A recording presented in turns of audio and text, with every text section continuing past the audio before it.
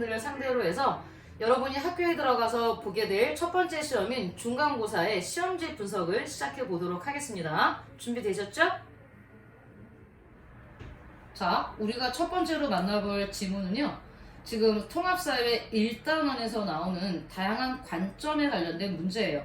이 문제는 소아고등학교 중간고사 문제를 우리가 따왔지만 사실 대부분의 모든 학교에서 1번 문제로 바로 이러한 단원을 다룹니다. 문제를 같이 한번 보시죠. 자, 지구온난화를 바라보는 여러 개의 관점들이 나와 있어요. 여러분도 보이시죠? 그러면 우리가 제시문을 통해서 하나하나 이게 어떤 관점에 대한 이야기들을 분석해 보도록 합시다. A 제시문을 한번 봐주세요. A 제시문은 파리 기후 협약의 문제점은 없는가? 라고 지구온난화의 문제를 이렇게 바라보고 있죠. 그러면 여기 보시면 파리 기후 협약이라는 게 나옵니다. 국제적인 협약이잖아요. 우린 이런 협약은 일종의 제도로 볼 수가 있어요. 그러면 자, 사회문화 현상에 어떤 제도적 관점에서 접근하는 걸 우리는 뭐라고 부르냐면 사회적 관점이라고 부를 겁니다. 사회적 관점은 어떤 사회문화 현상을 바라볼 때 구조나 제도와의 관련성에서 찾는 그러한 관점인데 중요한 표현은 바로 제도 또는 구조예요. 여기서 말하는 파리 기후변화 협약은 일종의 제도이기 때문에 자, A라는 제시문을 보고 여러분이 이건 사회적 관점에서 접근하고 있구나 라고 생각하시면 되는 겁니다. 자, 두 번째 제시문인 B를 보면 온실가스 배출 국가와 피해를 보는 국가는 어디인가? 자, 보시면요. 온실가스를 배출하는 국가가 있고 또 그것과 상관없이 주변에 있기 때문에 피해를 보는 국가가 있어요. 그러면 이것은 공간의 문제로 우리가 해석할 수 있겠죠. 여기서 만약에 온실가스가 배출되는데 피해는 그 주변에 있는 국가들이 본다면 이게 바람을 타고 흐르든 아니면 비를 타고 흐르든 공간적인 관점에서 바라볼 수 있는 겁니다. 그래서 여기 보시면 공간적 관점은 포인트가 뭐죠? 위치, 장소 그랬죠? 자, 이것은 장소죠. 온실가스를 배출하는 국가, 피해를 보는 국가, 장소의 문제가 나왔기 때문에 여러분이 쉽게 B 제시문은 공간적 관점에 대해서 얘기하고 있구나 라고 생각할 수 있는 겁니다. 세 번째인 C 제시문을 같이 볼게요. 향후 이산화탄소 배출량을 어떻게 변화시킬 것인가. 여기서 핵심이 되는 단어는요. 향후죠. 향후라는 건 미래 시점입니다. 앞으로 어떻게 할 것인가. 그래서 시간의 관점을 우리가 찾아볼 수가 있어요. 여기 보시면 시간적 관점은 여러분이 옆에 나와 있는 시대적 배경과 맥락이라는 표현도 있지만 더 중요한 건 우리는 이 시간적 관점은 쉽게 파악할 수 있습니다. 과거의 이야기, 현재의 이야기, 그 다음에 미래의 어떤 이야기가 나온다면 그것은 세상을 바라보는 여러 가지 관점 중에서 시간적 관점에 해당하겠죠. 그 C 제시문에서는 바로 힌트가 이 앞에 향후라는 단어로 나와 있습니다. 해서 이것은 시간적 관점이고요. 마지막에 D 역시 여러분이 쉽게 찾을 수 있는 부분이 있는데 한번 보세요. 인간과 자연의 굉장히 중요한 포인트 단어가 나옵니다. 바람직한이라는 단어가 나왔어요. 여러분, 바람직하다는 단어 안에는 옳다라는 가치가 포함되어 있어요. 바람직하다, 바람직하지 않다, 즉 옳다, 그르다, 혹은 선과 악, 그것을 연결하는 관점은요, 바로 윤리적 관점이겠죠. 윤리적 관점은요, 추구하는 것이 바람직한 삶입니다. 여기도 바람직한이 들어있죠? 바로 같이 단어가 겹치고 있습니다. 해서 D는 윤리적 관점이에요. 즉, 지구온난화라는 하나의 현상을 바라보는 다양한 관점이 지금 제시문에 나와 있고요.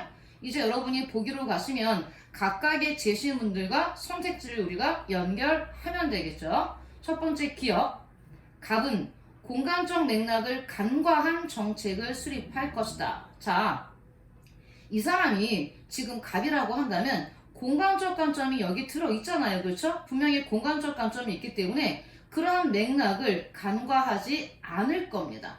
간과한다는 얘기는 이것을 놓치고 지나간다는 표현인데 그렇지 않은 거죠. 여기 보시면 문제가 옆에 있죠. 그림은 공무원 갑이 지구온난화 현상에 대한 정책을 수립하기 위해서 그린 그림이라고 우리는 봤어요. 그렇다면 이 공무원 갑은 이미 B에서 공간적 관점을 가지고 접근했기 때문에 공간적 맥락을 간과한 그런 정책을 수립하지 않을 겁니다. 다음 니은 제시문, 니은 보기 보죠. 니은은 A는 사회 구조적 측면을 지적하고 있다. 그렇죠. 우린 A가 사회적 관점인 걸 이미 파악했습니다. 자, 니은 선택지 체크하시고요. 디귿 B는 그랬습니다. B는 공간적 관점이었죠. 시간적 변화 과정을 고려해 아닙니다. 시간적 관점은요 B가 아니라 C였죠. 그렇죠? 다음 리을 D는 그렇죠. 바람직한 삶, 윤리적 삶, 즉 윤리적 관점 해서 리을은 맞는 선택지가 되겠습니다. 그래서 여기 보시면 정답인 니은, 리을을 표시한 3번이 이 문제의 정답이 되는 거죠. 자, 다음으로 볼 문제는요. 2단원이죠. 2단원은 여기 보시면 다양한 기후 환경이라고 해서 여러분이 2학년 때나 혹은 3학년 때 가면 사회탐구 영역에서 지리 영역에서 만날 수 있는 그러한 단원입니다. 자, 이 문제를 딱 보시면 여러분 눈에 가장 먼저 들어오는 건 어떤 지문이 아니고 그래프일 거예요. 여기 나와 있는 A부터 D까지 그래프를 우리는 기후 그래프라고 부르거든요. 자, 기후 그래프가 일단 어떻게 구성되어 있는지를 아는 게 굉장히 중요합니다. 그래서 선생님은요, 제시문을 먼저 보기 전에 기후 그래프를 분석하는 방법부터 먼저 설명을 하겠습니다. 여러분, 기후는요, 어떤 것들로 구성되어 있을까라고 했을 때 일단 우리는 기후하면 제일 먼저 떠올리는 게 기온이죠. 그건 맞는 방법이에요. 기온을 먼저 떠올려야 됩니다. 너희 나라 여름 날씨는 어때? 혹은 너희 나라 겨울은 어떤 기후야? 라고 질문을 했을 때 우리는 처음 떠올리는 게 우리나라 여름은 굉장히 더워? 라고 말하죠. 더워가 바로 뭡니까? 기온이에요.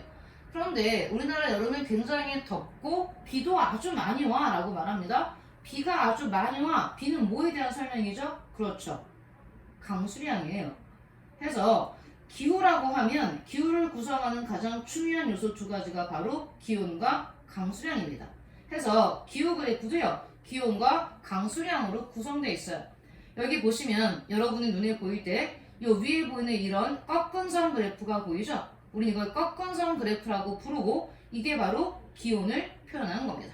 그 다음에 이 아래 보시면 막대 그래프가 보이잖아요. 이 막대 그래프가 바로 강수량을 나타낸 거예요. 그래서 꺾은 선 그래프는 기온, 막대 그래프는 강수량이라는 걸 먼저 아시고요. 그 다음에 그래프를 보시면 오른쪽에는 밀리미터라는 단위가 나와 있어요. 이게 바로 강수량의 단위가 되겠죠?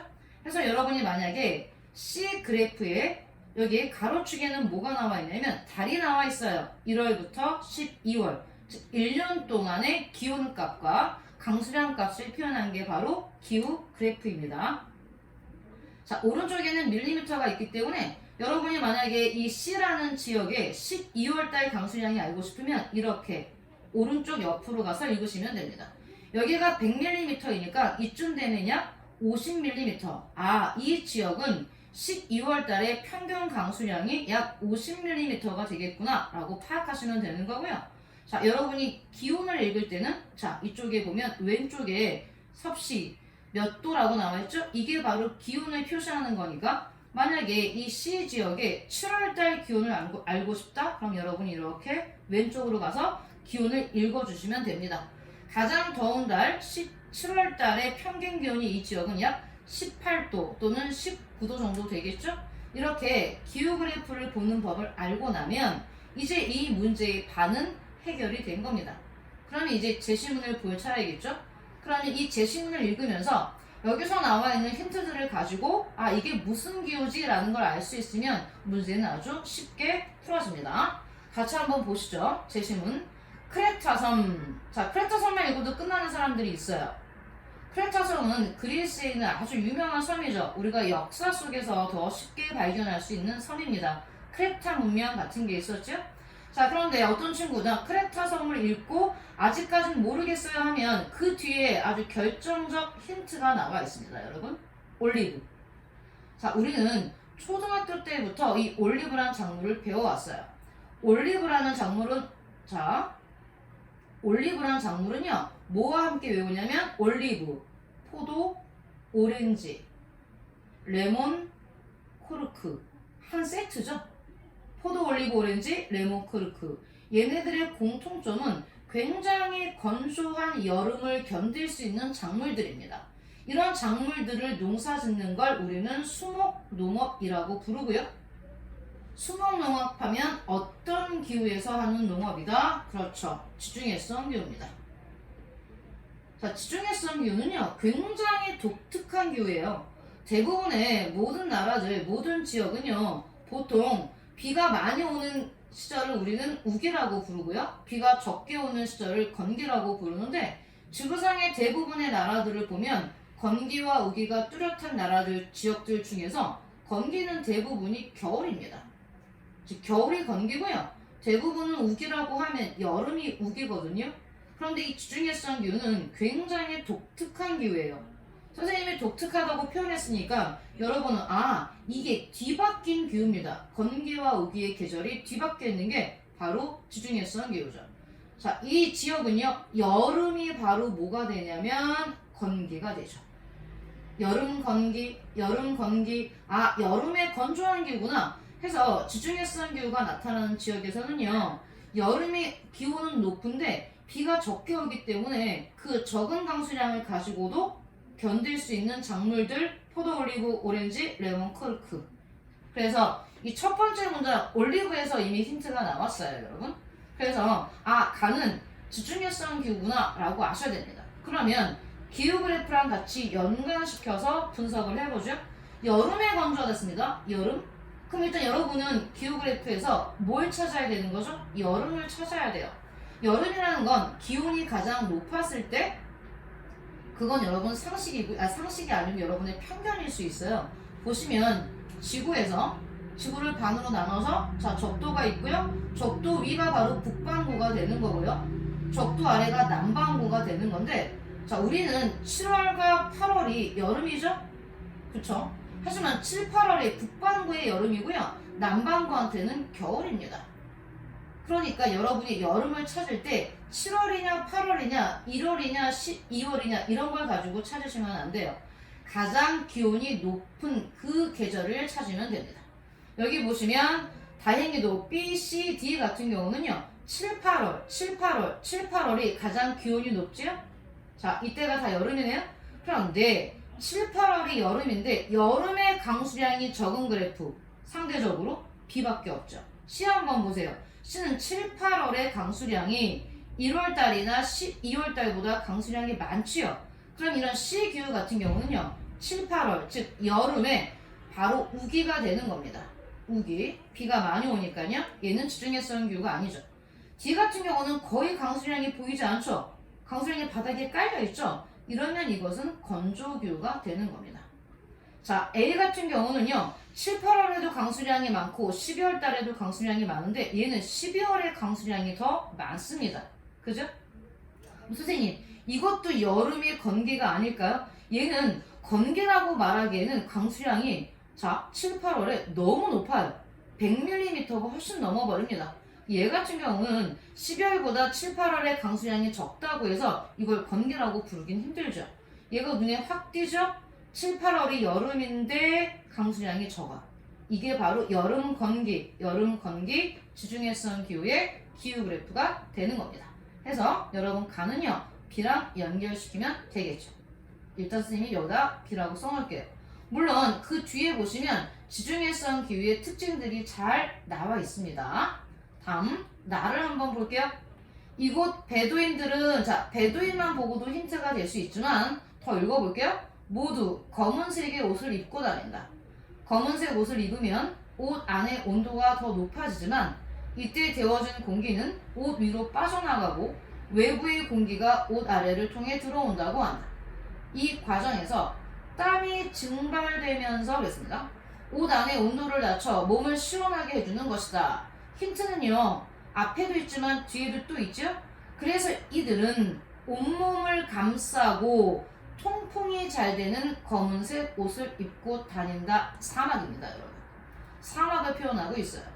그래서 사막에 사는 사람들은요, 일교차가 굉장히 커요. 사막이라는 지역의 기후 특징은요, 일교차가 보통 30에서 40도 정도가 납니다. 여러분, 일교차가 뭐죠? 하루 동안 가장 더운 기온에서 가장 낮은 기온을 빼주는 겁니다. 즉, 낮과 밤의 일교차, 낮과 밤의 온도차가 될 텐데요. 그게 30에서 40도가 되면 굉장한 거죠. 사막은요, 일교차가 굉장히 큰 기후이기 때문에 통풍도 잘 돼야 되고요. 또 밤에는 너무 추워지니까 온몸을 감싸고 있어야 되는 겁니다. 그래서 여러분, 비는요, 건조기후 사막을 찾으시면 됩니다.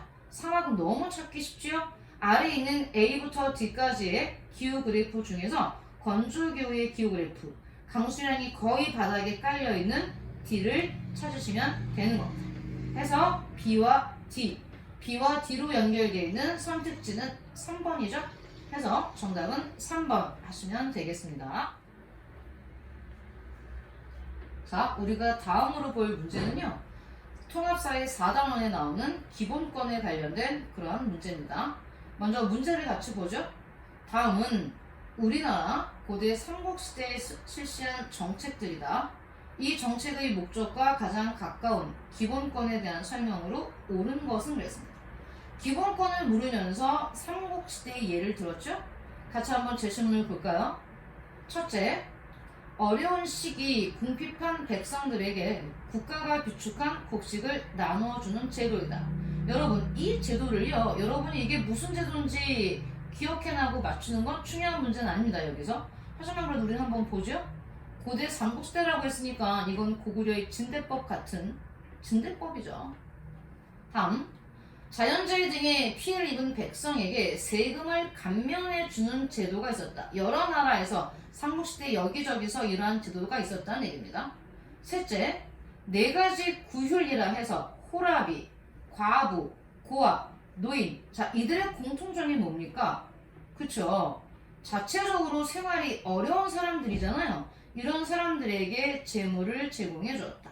그러면 여러분은 이 첫째, 둘째, 셋째 제시문에 나와 있는 예들을 통해서 바로 느낌이 오죠. 이걸 우리가 굉장히 현대적인 단어로 고쳐보면, 그렇죠, 굉장히 중요한 단어 복지라는 단어가 떠오르죠. 물론 고대 삼국시대 때 복지라는 단어가 있어서 직접 사용한 것은 아닙니다. 하지만 어려운 시기에 궁핍한 백성들을, 자, 주체가 누가 됩니까? 국가죠. 국가가 도와주고요. 자연재해 등의 피해를 입은 백성이 역시, 여기서 지금 주체는 안 나왔지만 역시 국가일 겁니다. 얘도 마찬가지예요. 국가가 어려움을 겪는 백성들을 도와주고 있는 겁니다. 그래서 이런 것들과 가장 가까운 기본권에 대한 문제입니다. 우리가 배운 기본권들 중에는요, 자유권, 평등권, 참정권, 청구권, 그리고 가장 마지막에 사회권을 배웠죠. 즉, 복지와 연관되어 있는 기본권은 바로 사회권입니다.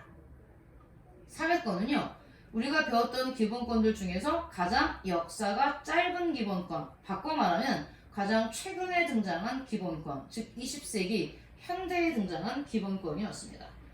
보면 선택지에서 사회권과 관련된 기본권을 한번 찾아보죠. 선택지 1번 보시죠.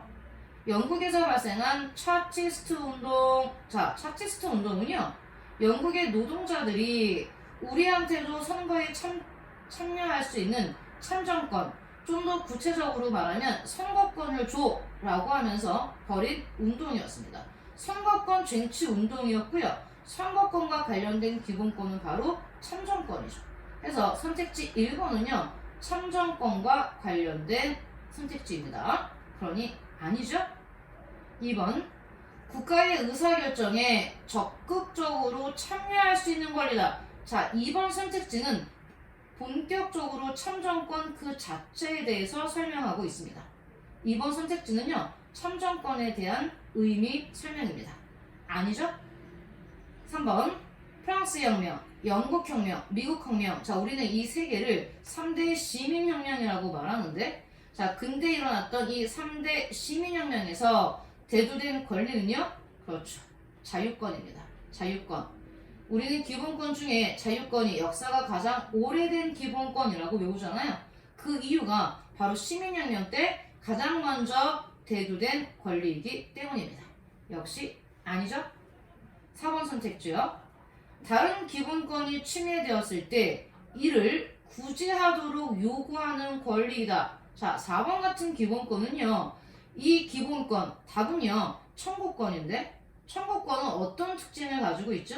청구권 그 자체가 의미 있는 것이 아니라 여기 나왔듯이 다른 기본권이 침해됐을 때 중요한 편입니다. 다른 기본권이 침해되었을 때 그것을 구제하도록 요구하는 그래서 뭐라고 표현하냐면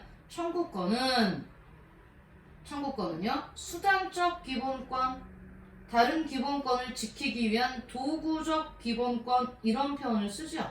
해서 얘는 청구권에 대한 설명이었습니다. 그러니까 아니겠죠? 이제 마지막 남은 건 하나네요.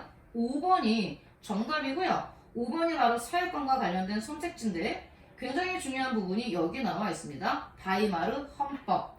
독일의 바이마르 제국에서 만들어진 바이마르 헌법인데요. 얘가 중요한 이유는 세계 최초로 사회권에 대해서 설정되어 있는 헌법이기 때문입니다. 그래서 여러분은 세계 최초로 사회권에 관련된 내용이 나와 있는 문서는 뭐다? 그렇죠. 독일 바이마르 헌법입니다. 보시면 여기에서 역사적으로 처음 문서를 밝힌 기본권과 연관이 되어 있다. 그것이 바로 뭐다? 사회권이다. 해서 정답은 5번이고요. 이 문제는요. 역시 4단원을 시험 범위로 하는 모든 학교들이 기본적으로 내는 기본권에 관련된 문제였습니다.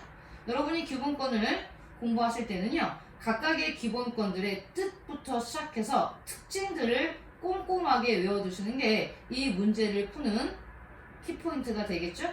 예를 들어 자유권 같은 경우는 역사가 가장 오래된 기본권이다. 또한 자유권은 굉장히 내용이 포괄적이기 때문에 포괄적 기본권이다. 이런 특징들을 외워두시고요. 의의를 이해하셔야 됩니다. 그래서 맨 앞에 역사가 가장 오래된 기본권이 있고요. 가장 뒤에 역사가 가장 짧은 기본권이 있는 겁니다. 그래서 이 문제들도요. 대부분의 학교들이 기본권과 관련돼서 모두 다 내는 기본적인 난이도의 문제였습니다. 좋았던 것은요. 삼국시대라는 역사적인 제시문을 가져와서 여러분이 응용할 수 있게 했다는 건 좋은 점이었죠. 자, 수고하셨습니다.